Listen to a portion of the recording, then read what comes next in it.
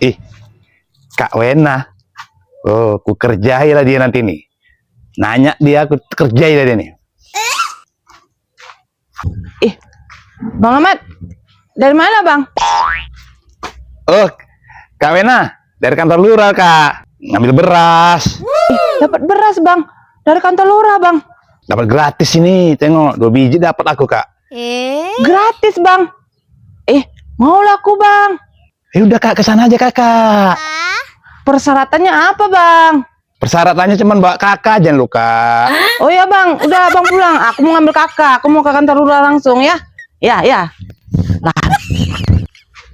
Ih, dan lari dia kan. Kapok dia ke toko dia. Padahal aku berasnya beli. Biar aja dia nunggu sana lama-lama. Kau ambil kakak ke kantor lurah. Aku ngambil berasnya. Kena tipu aku sama Bang Ahmad itu ya. Kapan kau Bang Ahmad ya? Jumpa aku kena kau nanti ya. Kena kau.